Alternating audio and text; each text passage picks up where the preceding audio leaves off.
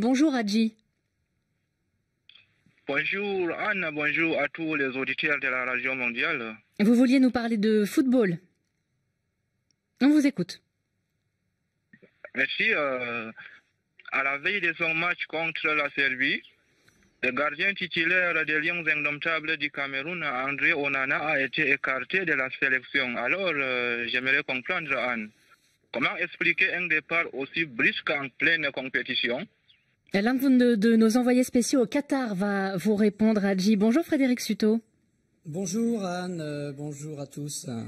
André Onana a quitté Doha finalement après une journée de flou et puis une décision qui avait beaucoup surpris lundi.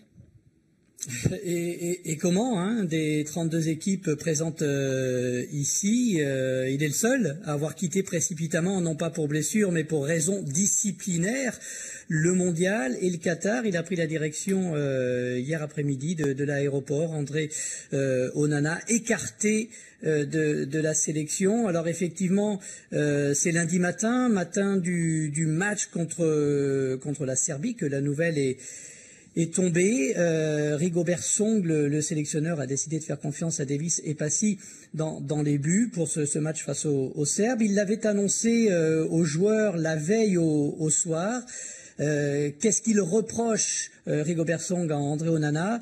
C'est d'être sorti un petit peu de son rôle, en ayant remis en cause ses choix à lui. Il faut se souvenir de ce premier match contre la Suisse, perdu par le Cameroun, l'entrée en matière dans le mondial. André Onana était dans les buts, défaite 1-0. Et on se souvient, et on l'avait dit pendant le commentaire, les 20 dernières minutes du match, on voyait André Onana qui sortait de sa surface de réparation. Il était à 40 mètres de ses buts, il faisait des signes aux autres joueurs, et visiblement ça ne lui plaisait pas la façon dont les Camerounais s'exprimaient sur le terrain, ne prenaient pas assez de risques. Il faut dire que c'est un joueur de caractère, et on peut imaginer que ce discours-là, après la défaite, il a continué à le tenir dans les vestiaires.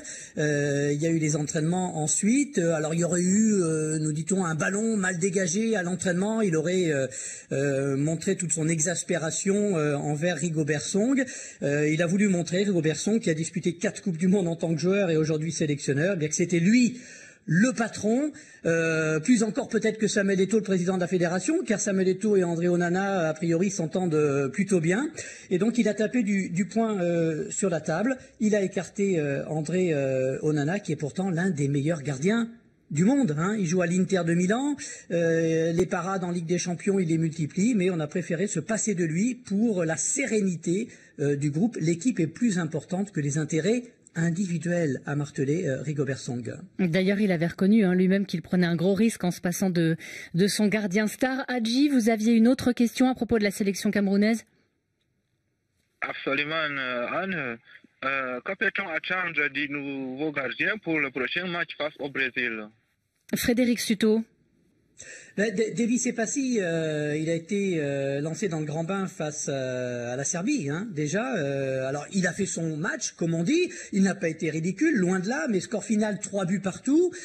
Et quand on regarde les 3 buts marqués par les Serbes, le deuxième, notamment, il n'est pas complètement responsable, mais on peut se dire qu'un André Onana, sur le même type d'action, lui, aurait peut-être sorti le ballon. Ça nous fait penser, dans les années 80, si le Cameroun a été si fort, l'épopée en Coupe du Monde en 90, les CAN remportés, c'est que vous aviez 2 grands gardiens, Joseph-Antoine Bell et Thomas Nkono. Bon, André Onana, on vient de le dire, c'est l'une des références à son poste au Cameroun, bien entendu, mais aussi en Europe, dans son club à l'Inter de Milan. Davis et Passy, sa carrière, il a 29 ans, il a été formé en France, il a joué dans des clubs de seconde zone, 3e division en France, il a joué en Grèce, actuellement son club c'est l'Arabie Saoudite, donc il n'a pas cette expérience-là internationale, et vendredi, c'est le Brésil qui se profile. Ce match décisif où les Camerounais doivent non seulement l'emporter, mais par plusieurs buts d'écart, et ils ne sont même pas sûrs, en cas de succès,